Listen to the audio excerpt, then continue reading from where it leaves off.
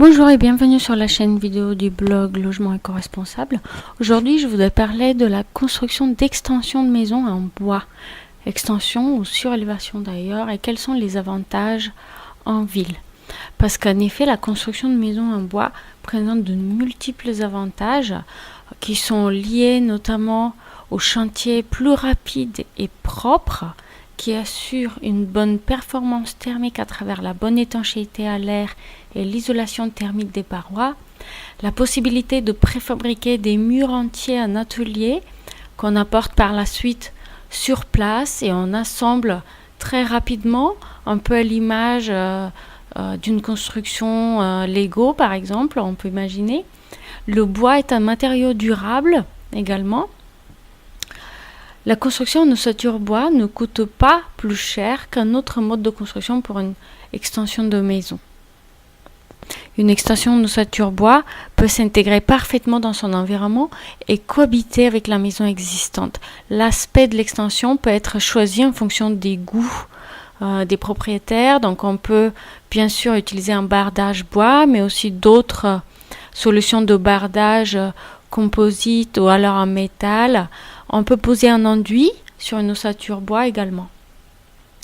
Alors, est-ce qu'il faut faire une demande de permis de construire ou une simple déclaration de travaux? C'est une question souvent posée. Il y a plusieurs réponses en fonction de votre situation.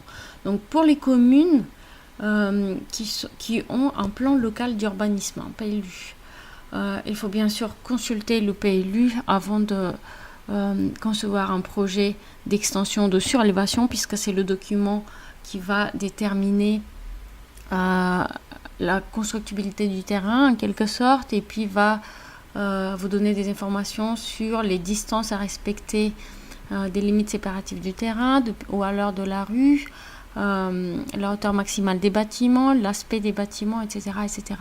Donc pour une surface de plancher créée inférieure à 5 mètres carrés, il n'y a pas d'autorisation pour les communes avec un PLU. Pour une surface de plancher entre 5 et 40 mètres carrés, vous pouvez faire une simple déclaration de travaux. Et par contre, il faut bien noter que pour une surface de maison plus extension après les travaux inférieure à 170 mètres carrés, donc vous pouvez déposer une déclaration de travaux. Mais si la surface de la maison après construction de l'extension dépasse 170 mètres carrés, il faut faire une demande de permis de construire qui a été conçu, dessiné, signé par un architecte. Pour une surface de plancher créée supérieure à 40 mètres carrés, il faut toujours un permis de construire pour la construction de votre extension. Donc si la surface de la maison de l'extension après travaux dépasse 170 mètres carrés, dans tous les cas, votre projet doit être réalisé par un architecte.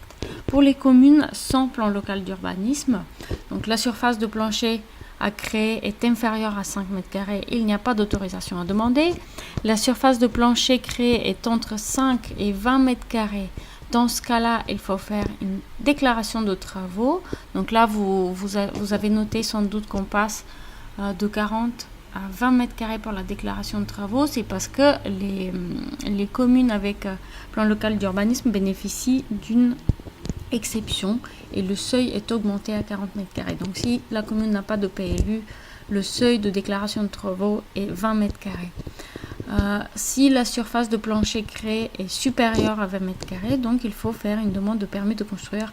Et c'est toujours pareil, si la surface de la maison après travaux d'extension dépasse 170 mètres carrés, votre projet doit être réalisé par un architecte. Alors qu'en est-il de la réglementation thermique pour l'extension de maison? Donc la construction d'extension est bel et bien une construction neuve. Donc on peut penser que la réglementation RT 2002 va être applicable pour les travaux d'extension, mais en réalité, il existe un dispositif d'exception donc pour les travaux d'extension de surélévation. Donc si la surface de l'extension projetée fait moins de 30% de la surface de la maison existante et si la surface totale de l'extension ne dépasse pas 150 mètres carrés, alors ce n'est plus la réglementation RT 2012 qui s'applique, mais la réglementation thermique de l'existant, élément par élément. Donc attention quand est-ce que vous regardez cette vidéo, puisqu'elle a été créée en 2014. Si vous regardez cette vidéo plus tard, il faut bien vérifier si les informations sont à jour, puisque ce sont des choses qui changent assez régulièrement. Alors, l'inertie thermique et le confort thermique, et qu'en est-il par rapport à la construction d'extensions en ossature bois? Le confort d'hiver. Alors, la construction en ossature bois est très performante pour l'hiver. En effet, les parois sont composées essentiellement de matériaux d'isolation. Donc, la couche de pare-vapeur, de frein vapeur assure une très bonne étanchéité à l'air à condition d'être posée correctement. Et donc, la construction en ossature bois va également présenter moins de ponts thermiques, puisque le bois est un matériau d'isolation. Enfin, ce n'est pas réellement un matériau d'isolation, mais ce n'est pas un matériau conducteur. Donc, il y aura moins de ponts thermiques. Donc, de règle générale, l'extension en ossature bois aura une bonne performance énergétique en hiver. En revanche, en été, la construction en ossature bois a une faible inertie thermique. Et donc, grâce à sa bonne isolation thermique, elle va garder les apports de chaleur internes, qui sont dus par exemple aux activités que nous faisons à l'intérieur de la maison, comme la cuisine, un ordinateur allumé, etc., etc. Elle va également garder les apports directs solaires, et on va rapidement se trouver dans une situation de surchauffe, puisque la construction en ossature bois a une faible inertie thermique. Donc, pour corriger ce défaut, ce qui est conseillé, c'est d'utiliser les matériaux d'isolation écologique, comme la fibre de bois par exemple, d'apporter un matériau à forte inertie thermique, comme un mur à maçonnerie par exemple, et également d'utiliser des solutions de protection solaire adaptées sur les ouvertures de l'extension. Voilà, vous pouvez consulter notre blog Logement éco-responsable pour plus d'informations sur la rénovation de maisons, mais également les travaux d'agrandissement. Vous pouvez également utiliser le lien en dessous de cette vidéo pour trouver l'article lié à la vidéo et faire une demande de devis en ligne pour construction d'extension de maison. Voilà, je vous remercie pour votre attention et je vous dis à très bientôt. Au revoir.